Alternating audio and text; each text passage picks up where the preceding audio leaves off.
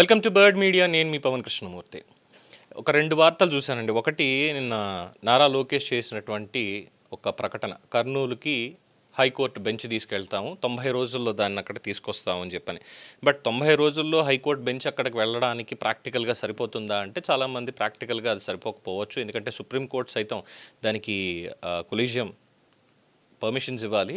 ఎంత కూటమి ప్రభుత్వంలో ఉన్నా కానీ జరగాల్సినటువంటి పరిస్థితులు ఇవన్నీ కూడా అక్కడ కోర్టు హాల్స్ ఎలా ఉన్నాయి, బెంచ్ పెట్టడానికి, అలాగే ఇతరత్ర మౌలిక సదుపాయాలు కావచ్చు, ఇవన్నీ కూడా అవన్నీ అవ్వాలంటే కొంచెం టైం పట్టచ్చు. బట్ ఏ ధీమాతో లోకేష్ చెప్తున్నారో తెలియదు. బట్ చూడాలి అన్నటువంటి వార్త ఒకటైతే, సోషల్ మీడియాలోనే ఇంకొక వార్త చూసి అదేంటంటే, ఈ కేసుల భారం పెరిగిపోతూ ఉండడంతో న్యాయమూర్తులు ఒత్తిడికి గురవడం, వారిలో అసహనం పెరిగిపోవడం ఒకవైపు అయితే, ఏళ్ల తరబడి న్యాయం కోసం ఎదురు చూసే బాధితులు కూడా మరొక వైపు. ఈ సమస్య కాస్తైనా పరిష్కారం కావాలి అంటే దక్షిణాదిని కూడా సుప్రీంకోర్టు బెంచ్ ఒకటి ఏర్పాటు చేస్తే బాగుంటుంది కదా. ఇది సాధ్యమేనా? తెలిసిన వారు ఎవరైనా చెప్పగలరు. ఇది నేను చూసినటువంటిది. అయితే దీని మీద రీసెర్చ్ చేసినప్పుడు నాకు దొరికినటువంటి ఇన్ఫర్మేషన్ ఏంటంటే, ఈ ఆలోచన అనేది కొత్తదేం కాదు. కొన్ని దశాబ్దాలుగా దక్షిణాది రాష్ట్రాలు, పలువురు న్యాయ నిపుణులు, బార్ అసోసియేషన్లు కూడా దక్షిణ భారతదేశంలో సుప్రీంకోర్టు ప్రాంతీయ బెంచ్ని ఏర్పాటు చేయాలి అనేటువంటి ఒక డిమాండ్ని చేస్తున్నాయి. అయితే దీనికి బలమైనటువంటి అనుకూల వాదనలు ఉన్నట్లే అంతే బలమైనటువంటి ప్రతివాదనలు కూడా ఉన్నాయి. అంటే ప్రోస్ అండ్ కాన్స్ కూడా అలాగే ఉన్నాయి. ఏంటి అనేది ఒకసారి చూసినప్పుడు ముందుగా ఏంటి పాసిబిలిటీస్? ఢిల్లీకి వెళ్ళే భారం తగ్గుతుంది. సుప్రీంకోర్టులో ఒక కేసు ఫైల్ చేయాలి అంటే ఇక్కడి నుంచి ఢిల్లీకి వెళ్లాల్సిందే ఖచ్చితంగా. అది కేరళ నుంచి అయినా, ఆంధ్రప్రదేశ్ నుంచి అయినా, తెలంగాణ, కర్ణాటక, తమిళనాడు ఏదైనా కానీ, అలాగే చుట్టుపక్కల మనతోటి ఉన్నటువంటి ఇంకొన్ని రాష్ట్రాలు ఏదైనా ఢిల్లీ దాకా వెళ్లాల్సిందే ఖచ్చితంగా. సో ఆంధ్రప్రదేశ్, తెలంగాణ, తమిళనాడు, కర్ణాటక, కేరళ ఇక్కడి నుంచి ప్రతి కేసు ఢిల్లీకి వెళ్ళడం సామాన్య ప్రజలకైతే మాత్రం చాలా ఖర్చుతోటి కూడుకున్నటువంటి విషయం. అలాగే ఒక ప్రాంతీయ ఉప బెంచ్ కనుక ఉంటే, అంటే సెకండ్ బెంచ్, సుప్రీంకోర్టు బెంచ్ అనేది ఇక్కడ మనకు ఉంటే సమయం, డబ్బు రెండూ ఆదా అవుతాయి. అలాగే న్యాయానికి చేరువ, యాక్సెస్ టు జస్టిస్, పేదలు కానీ మధ్యతరగతి ప్రజలు కూడా సులభంగా సుప్రీంకోర్టును ఆశ్రయించేటువంటి అవకాశం ఉంటుంది. ప్రస్తుతం చాలామంది ఖర్చు భరించలేక హైకోర్టు తీర్పుని అంతిమంగా అంగీకరించేస్తున్నారు. న్యాయంగా ఉన్నా, అన్యాయంగా ఉన్నా, ఏదైనా కానీ ఇర్రెస్పెక్ట్ ఆఫ్ దట్ జడ్జ్మెంట్ వాళ్ళు అంగీకరించేస్తున్నారు, వదిలేస్తున్నారు. సో పెండింగ్ కేసుల నిర్వహణకు కూడా ఒక కొంత ఊరట అనేది ఉంటుంది. ఒక చోట అన్ని అప్పీలు విచారణ జరగకుండా ప్రాంతాల వారీగా విభజించారనుకోండి, ఈ కేసుల ప్రవాహం కొంతమేర సమర్థంగా నిర్వహించేటువంటి అవకాశం ఉంటుంది అంటున్నారు. అయితే ఇది పూర్తిగా పెండింగ్ తగ్గిపోతుంది అని అయితే దీనివల్ల చెప్పడానికి లేదు. ఇక ప్రాంతీయ సమతుల్యత, దేశంలో అన్ని అత్యున్నత సంస్థలు ఢిల్లీ కేంద్రంగా ఉండడం వల్ల ఏర్పడే అసమానత కూడా కొంత తగ్గుతుంది. ఇక ప్రతివాదనలు, సుప్రీంకోర్టు అనేది దేశానికి ఒక్కటే. భారత రాజ్యాంగం ప్రకారం సుప్రీంకోర్టు జాతీయ స్థాయి ఏకైక అత్యున్నత న్యాయస్థానం. వేర్వేరు బెంచ్లు ఉంటే చట్టాల వ్యాఖ్యానంలో భిన్నాభిప్రాయాలు వచ్చేటువంటి అవకాశం ఉందనేది కొందరు రాజ్యాంగ న్యాయవేత్తలు కూడా భావిస్తున్నటువంటి అంశం. ఇక ఒకే అంశం మీద ఒకే బెంచ్ ఒకలాగా, మరో బెంచ్ మరోలాగా వ్యాఖ్యానిస్తే గందరగోళం ఏర్పడేటువంటి అవకాశం ఉంటుంది.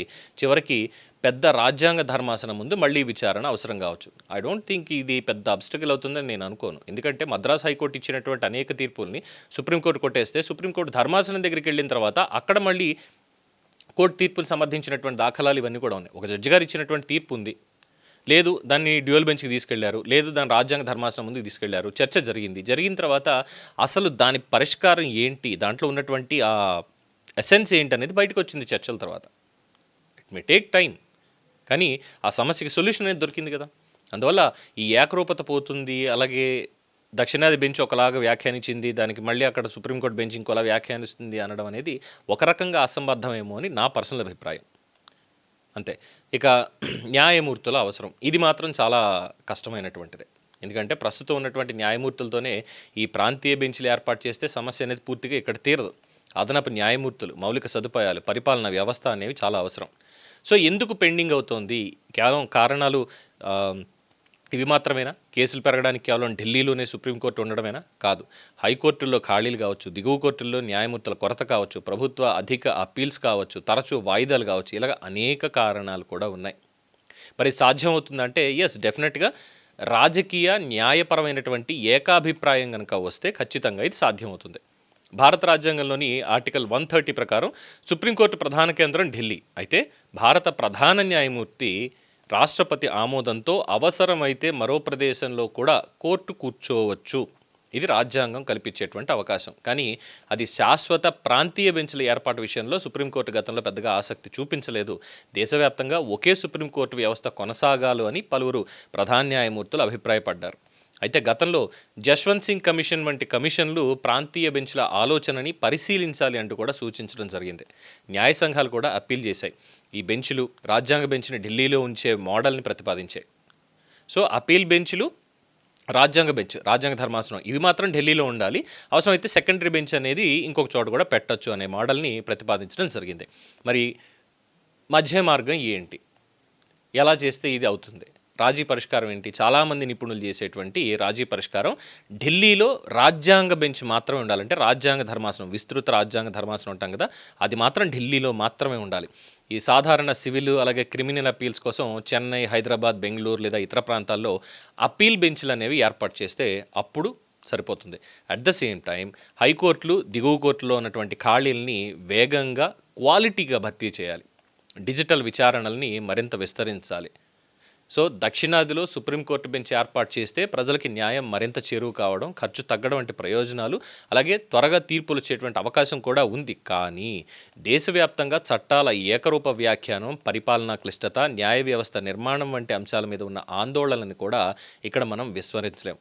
సో ఇక్కడ బెంచ్ అవసరమా అనే దానికంటే జాతీయ ఏకరూపతని కాపాడుతూ ప్రజలకి సులభంగా న్యాయం ఎలా అందించాలి అనేదే ఇక్కడ అసలు చర్చనీయాంశం కావాల్సినటువంటి అంశం.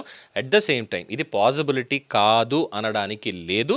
ఖచ్చితంగా బెంచ్ ఏర్పాటు అనేది ఆల్రెడీ రాజ్యాంగం ప్రకారం చీఫ్ జస్టిస్ ఆఫ్ ఇండియా అలాగే రాష్ట్రపతి వాళ్ళు ఆమోదిస్తే ఖచ్చితంగా బెంచ్ అనేది ఏర్పాటు చేసుకోవచ్చు. బట్ ఎలా ఏర్పాటు చేసుకోవాలి, ఎక్కడ చేసుకోవాలి అనే దాని మీద ఒక ఏకాభిప్రాయం, రాజకీయ న్యాయ వర్గాలు ఒక ఏకాభిప్రాయానికి రావాలి. అప్పుడు ఖచ్చితంగా దక్షిణాదిలో సుప్రీంకోర్టు బెంచ్ పెట్టడానికి ఎటువంటి అభ్యంతరం కూడా ఉండదు. అది జరిగితే నిజంగానే న్యాయం ఇంకాస్త స్పీడ్గానే అందరికీ అందుతుంది. కేసులు కూడా పెండింగ్లో ఉన్నవి త్వరగా క్లియర్ అయ్యేటువంటి అవకాశాలు ఉంటాయి. అట్ ద సేమ్ టైం న్యాయమూర్తుల్ని ఇంకా పెంచడం, ఉన్నటువంటి ఈ లూప్ హోల్స్ ఏవైతే ఉన్నాయో వాటిని కూడా క్లియర్ చేయడం, ప్రతి ఒక్కరికి న్యాయం అందించేలాగా కోర్టులు పనిచేయాలని అంటున్నారు. ఇది దీనికి సంబంధించినటువంటి చిన్న రీసెర్చ్లో నాకు వచ్చినటువంటి సమాచారం. దీని మీద మీ అభిప్రాయాలు తెలియచేయండి. చూస్తూనే ఉండండి ది బర్డ్ మీడియా.